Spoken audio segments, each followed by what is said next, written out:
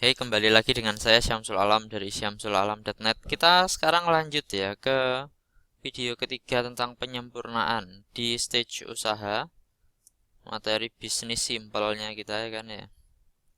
Jadi, yuk kita langsung lihat aja. Jadi, ini adalah langkah yang Anda lakukan setelah Anda sudah sempat melakukan stage sebelumnya ya, yaitu stage pertama adalah kejar duit ya kan, terus stage kedua adalah bangun sistem. Jadi di video sebelumnya Anda sudah belajar banyak kemarin tentang gimana caranya bangun sistem, bikin orang kerja untuk Anda gitu ya.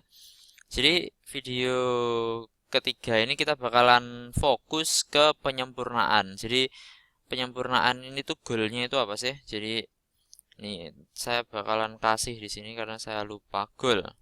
Jadi ini goalnya itu adalah sempurnakan sistem gitu ya. Karena Anda kemarin itu sudah di sini Anda punya goal berupa Anda bisa duplikasikan bisnis Anda, Anda bisa duplikasikan profit Anda, Anda bisa duplikasikan duit Anda. Nah, sekarang Anda sempurnakan apapun alat yang Anda miliki untuk menduplikasikan duit Anda tersebut. Anda harus bisa sempurnakan sistem tersebut sampai benar-benar sempurna, karena ini nanti bakalan jadi modal untuk Anda bisa menduplikasikan bisnis Anda gitu ya. Jadi ini pertama kita ngomongin profit ya. Untuk menduplikasikan profit, maka Anda butuh sistem, butuh bisnis yang beneran bisa dibilang bisnis gitu ya, yang jalan tanpa Anda gitu ya. Kemudian Anda sempurnakan agar Anda bisa duplikasikan bisnis Anda. Jadi ketika di sistem kita bicara tentang duplikasi profit, kita sekarang bicara menuju ke duplikasi bisnis ya. Nah, yang bakalan kita bahas di video selanjutnya kayaknya ya. Jadi kita bakalan ngomong ini kok jendela rekam saya tidak cukup lebar, jadi saya bakalan geser ke sini.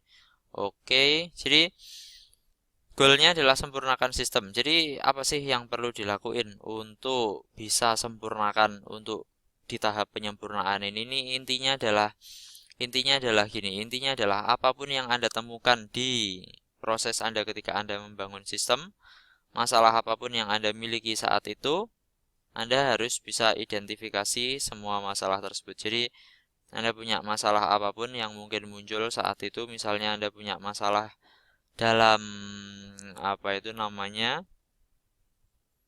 Dalam nge-hire orang, kayak memecat orang, kayak mendisiplinkan orang, kayak mentraining orang, kayak terus membuat tim Anda bisa jalan ya. Semua masalah yang ada untuk membuat tim Anda bisa jalan, untuk membuat proses produksi yang mungkin Anda lakukan bisa jalan, proses pemasaran bisa jalan dengan efektif setiap saat. Semua masalah yang mungkin muncul di situ itu harus Anda identifikasi untuk nanti kemudian Anda selesaikan masalah-masalah tersebut gitu ya. Jadi intinya penyempurnaan itu adalah Anda ngomongin tentang maksimalkan income nih. Jadi kalau kita bicara tentang maksimalkan income itu Anda kemarin kan sudah punya sistem ya kan? Anda kemarin kan sudah punya tim ya kan? Nah, ini kita sekarang ngomong tentang gimana caranya. Oke, ini sudah ada tim nih, sudah ada tim, sudah agak-agak bisa jalan tanpa saya ya kan ya. Tapi sekarang gimana caranya bisa agar tim yang ada itu lebih efektif lagi. Jadi ini kita mulai ngomong gimana caranya naikin produktivitas dari timnya kita. Gitu ya. Jadi untuk bisa nambah income dari perusahaannya kita, dari tim yang kita buat, kita harus bisa naikin produktivitas dari timnya kita. Entah itu dari produktivitas waktunya dia, dari produktivitas sistem yang kita punya gitu ya. Apakah sistem kita dalam mengelola orang-orang itu, dalam orang-orang itu bekerja, apakah mereka itu sudah cukup produktif atau ada hal-hal yang bisa kita hilangkan nantinya, itu nanti kita bakalan bahas di minimalkan expense ya. Terus gimana caranya bisa maksimalkan penjualan. Jadi gimana caranya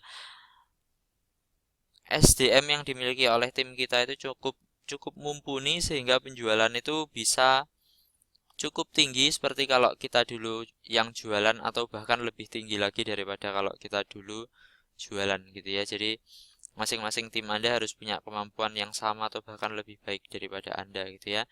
Itu adalah aspek pertama dari maksimalkan income. Kalau misal ada kecacatan di sisi produktivitas dan di sisi penjualan, harus selalu Anda identifikasi masalahnya itu apa gitu ya. Untuk Anda selesaikan, jadikan sistem baru gitu ya. Terus minimalkan expense. Jadi beberapa hal yang bisa Anda lakukan untuk menyempurnakan sistem Anda dan meminimalkan biaya yang mungkin Anda miliki adalah Anda bisa kuasai hulu gitu ya.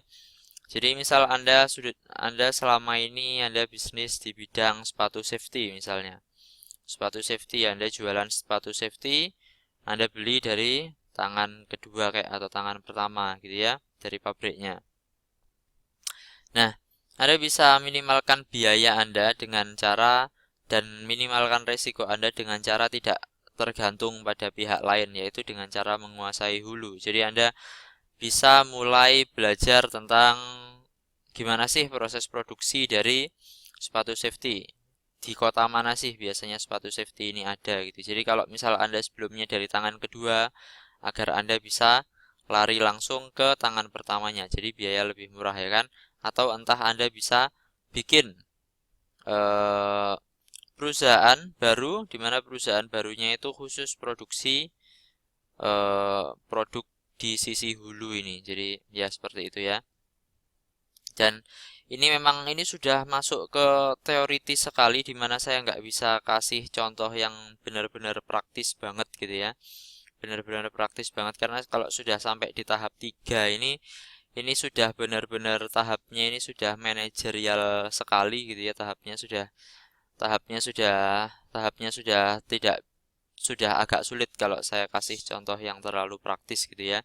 Jadi intinya itu, minimalkan expense salah satunya adalah Anda kuasai hulu. Kemudian Anda bisa pertipis birokrasi. Jadi dalam proses ketika Anda punya tim dan lain sebagainya, Anda nanti bakalan butuh supervisor ya, orang yang Anda bayar untuk memastikan bahwa orang-orang di bawahnya itu bekerja sesuai yang Anda inginkan. Karena Anda nggak ingin senantiasa jadi satpam gitu ya, Anda nggak ingin setiap hari nyatpami orang-orang itu agar mereka kerja sesuai dengan KPI atau sesuai dengan standar yang Anda sudah buat gitu ya, sesuai sistem yang sudah Anda buat. Jadi biasanya Anda kasih satpam nih. Satpamnya ini maksudnya yaitu supervisor itu tadi. Tapi apa itu namanya, kadangkala beberapa orang ya, tergantung dari jenis bisnisnya, itu di atasnya supervisor masih ada lagi gitu ya, terus masih ada lagi, terus masih ada lagi. Jadi Anda harus bisa gimana caranya supervisor ini tuh bisa tipis gitu ya. Maksudnya tipis itu biasanya itu tadi apa itu namanya, ini misal bawahan ya, saya coba mau gambar. Nah, ya jadi ini misal tempatnya bawahan ya kan ya, ini ada bawahan. Terus biasanya di sini gini, nah ini ada supervisor ya kan ya. Ada supervisor yang bagian nyatpami, yang bagian nyatpami ini. Kemudian nanti biasanya supervisor itu nanti apa itu namanya bertanggung jawab pada manajer. Dan misal manajernya itu ada beberapa gitu.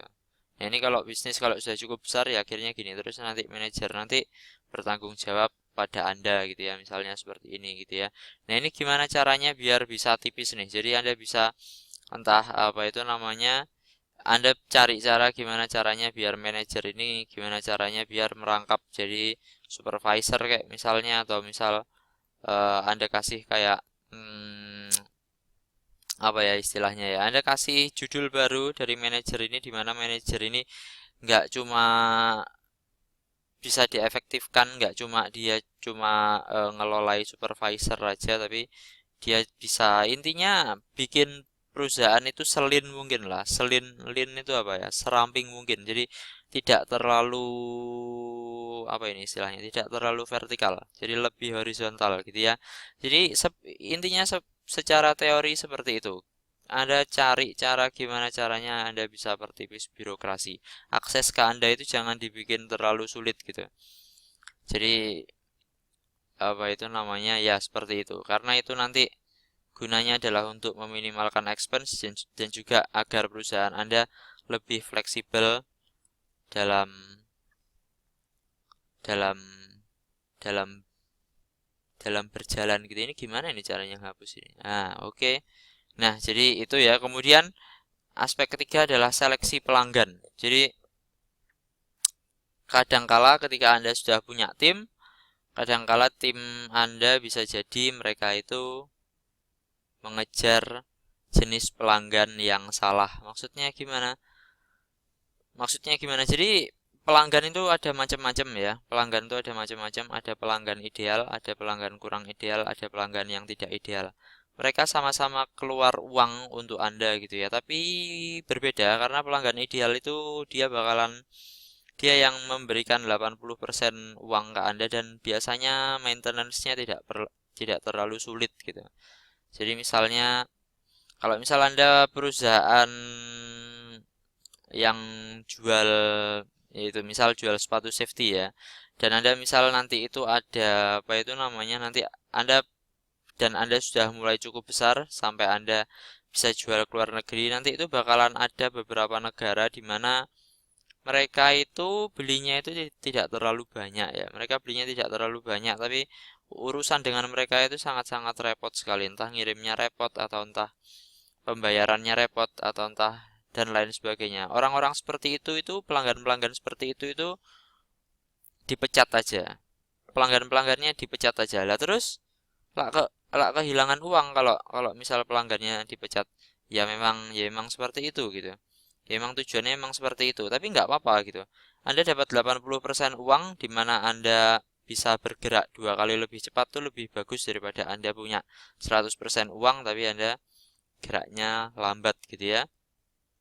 Karena kita ini sudah ada di tahap di mana kita ini nanti menuju untuk duplikasi bisnis. Anda nggak bisa punya sistem di mana sistem tersebut itu lambat jalannya, kemudian Anda duplikasi bisnis. Meskipun Anda dapatkan 100% uang, tapi kalau perusahaan Anda lambat jalannya, misalnya turnover, apa itu namanya, misalnya profitnya itu muternya lama gitu ya, misal uangnya itu muternya lama gitu ya, meskipun uang tersebut 100% itu bukan hal yang ideal untuk diduplikasikan gitu ya. Jadi hal yang mungkin bisa Anda pertimbangkan adalah minimalkan expense dengan cara Anda seleksi pelanggan. Anda bikin pelanggan-pelanggan yang sulit, entah dari awal tidak bisa beli atau Anda tolak aja dari awal gitu ya. Jadi itu tadi terkait tentang minimalkan expense. Bentar ini. Oke, jadi sebentar. Nah, oke, akhirnya saya bisa hapus drawing tool saya. Nah, kita sekarang ngomong tentang percepat proses gitu ya. Jadi apapun proses yang Anda miliki, misalnya proses iklan kayak, atau misalnya proses pengadaan barang kayak, atau misalnya proses apapun kayak proses training pegawai, proses apalagi nih, proses untuk dari pemesanan terus ke pengiriman, ada proses itu gitu ya, proses logistik. Nah, itu gimana caranya Anda bisa eliminasi proses-proses yang dirasa tidak perlu gitu ya, atau Anda kombinasikan gimana caranya biar proses itu bisa lean gitu ya. Jadi dalam bisnis itu pasti ada hal-hal yang tidak begitu penting tapi kelihatan penting gitu ya. Jadi misalnya kayak terlalu terbiasa meeting gitu ya. Misal ada apa-apa untuk ambil keputusan dikit karena sudah ada tim ya kan ya.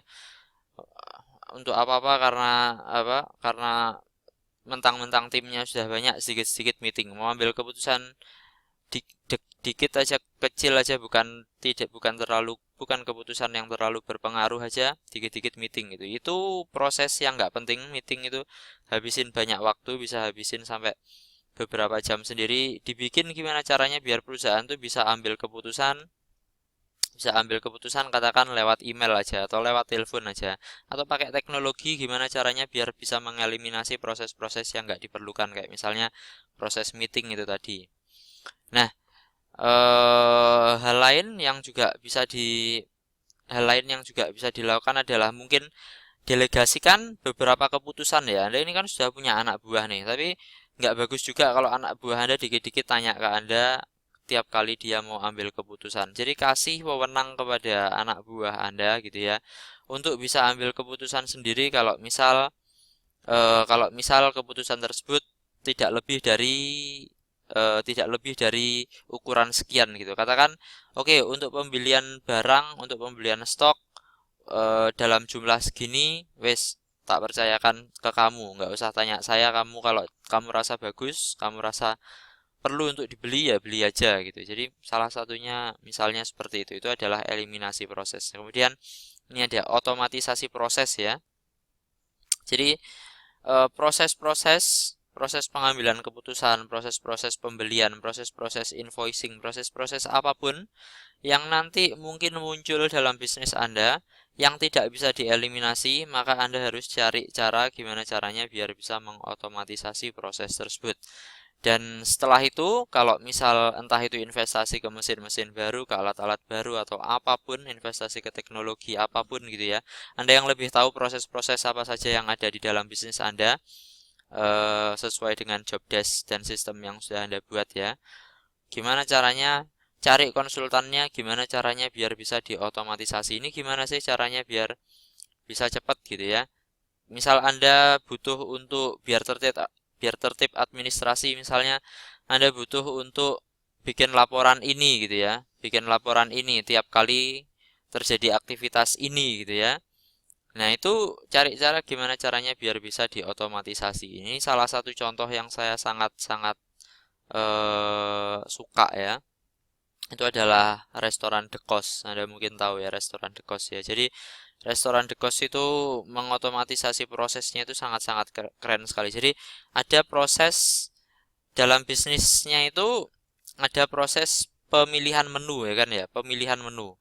Orang biasanya kalau pilih menu, kalau di restoran biasa biasanya kan waitersnya datang ke meja terus dicatati menunya terus dipastikan apakah betul ini yang mau dibeli gitu ya kan ya. Nah, itu lama karena waiters harus datang, terus harus nyatat, terus harus konfirmasi ya kan. Nah, sama The Cost dijadikan sistem kartu. Jadi dia bikin kartu menu-menunya dia, terus pelanggan suruh ambil, terus suruh bawa eh, apa itu namanya kartunya sesuai jenis menu yang dia pengen dan berapa banyak porsi yang dia pengen pesen gitu ya. Jadi pelanggan cuma tinggal bawa aja sama waitersnya cuma tinggal di scan, kemudian disuruh nempel kertasnya di mejanya. Sangat-sangat keren sekali cara dia untuk otomatisasi proses ya. Kemudian eh, Anda sudah harus mulai pikir proses-proses yang tidak bisa diotomatisasi. Anda pikir gimana caranya bisa mengoutsource proses tersebut gitu ya. Dan ya, ini juga Anda yang lebih tahu apa saja proses-proses yang perlu Anda outsource. Anda segera cari firma, Anda bisa cari apapun perusahaan yang bisa ngehandle bagian yang bisa ngehandle mengerjakan proses tersebut, kemudian Anda outsource saja ke pihak yang lebih bagus dalam melakukannya. Oke ya. Kemudian ini kita ngomong tentang selesaikan legal. Jadi legal apa saja yang diperlukan untuk proses Anda menyempurnakan bisnis Anda, segera Anda selesaikan. Dimana kalau misal ada masalah-masalah terkait dengan bisnis Anda, misal terkait pajak kayak atau misal terkait dengan izin apapun itu segera diselesaikan karena itu salah satu aspek masalah ya yang harus Anda identifikasi kemudian Anda selesaikan untuk kemudian akhirnya Anda jadikan sistem yang benar-benar sempurna agar Anda bisa move on ke tahap selanjutnya yaitu duplikasi bisnis. Jadi kurang lebih untuk aspek penyempurnaan sistem kurang lebih ya itu saja, di mana tujuan utama Anda adalah mengkomplitkan sistem. Benar-benar Anda investasi waktu, tenaga, dan biaya untuk mengkomplitkan sistem yang ada dalam bisnis Anda.